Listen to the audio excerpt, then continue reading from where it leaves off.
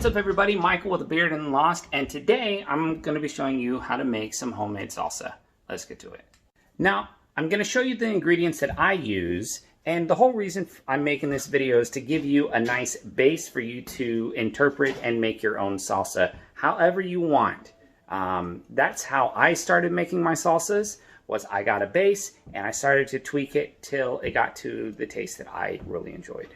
All right, so I use 4 different tomatoes, a white onion, tomato juice, salt, pepper. I normally use chicken bouillon, but I didn't have any today, so I'm going to use some chicken stock and some cilantro, Anaheim chilies, jalapenos, serrano chilies, and habaneros.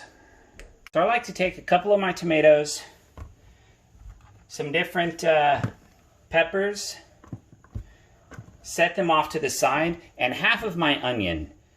These I'm going to put in after I start to blend everything, so I have nice chunks of vegetables in my salsa. So go ahead and cut your onion, and we're going to want to go ahead and put it on a cookie sheet because we're going to put it in the oven to broil. Go ahead and de-stem your tomatoes. These are also going to broil, and you can choose to cut them or not. The choice is yours. I like to at least cut them in half. You're going to want to place them on your baking sheet, skin side up. Go ahead and take your chilies, your peppers. You're going to want to put them in a pan as well because we're going to broil most of them. We're going to leave some of them off to the side. Half of our onion, because again, we're going to use those as raw ingredients towards the end. All right, so we have all of our ingredients that's going to be going into the oven laid out in pans, and go ahead. You want to put it to broil, not bake. We want to char the top, and we want to release the flavors that's in the onions and the tomatoes and the peppers. It's going to make the peppers a little bit hotter, which is fantastic. It's exactly what we want for this salsa. So while we're waiting for those to broil and bake, we can go ahead and take our vegetables, our raw vegetables that we are going to be using later, and cut them up, prep them. So that's one less step we have to do when we're ready to add them to our salsa. All right, guys, so it's been about 10 minutes. Let's go ahead and check to see how the vegetables are doing in the oven. Okay, so if you look, we're starting to blister and blacken here on some of our tomatoes and also some of our peppers. So that's what we want to see, but we want to see it consistent throughout the rest of them as well. All right, guys, looks like it's all done. Let's pull them out and see how we did so far. Perfect.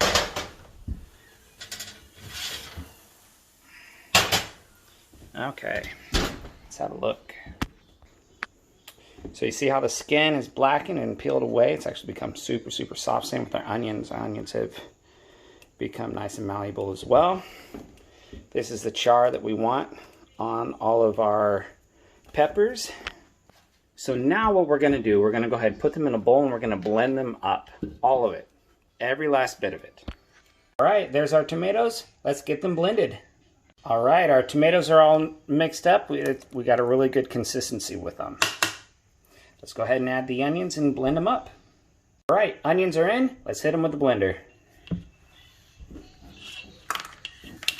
All right, so onions are blended. Let's grab our chilies. We want to take and just pop the stems off of them real quick and toss them in. Okay, chilies in. Let's hit them with the blender.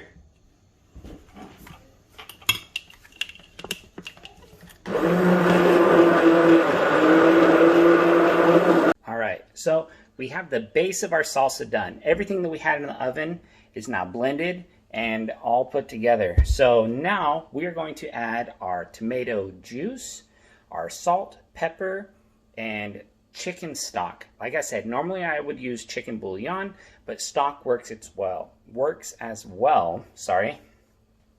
It all depends on how liquidy you want your salsas. So let's go ahead and add those and see where we're at.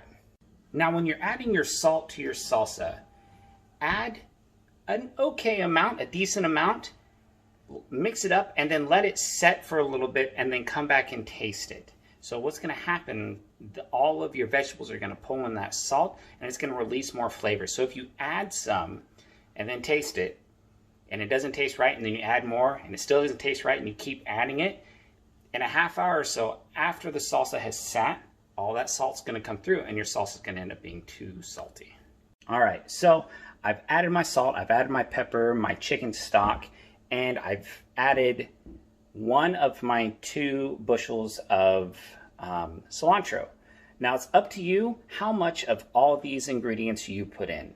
My wife really likes a lot of cilantro, so we end up putting a lot of cilantro into our salsas.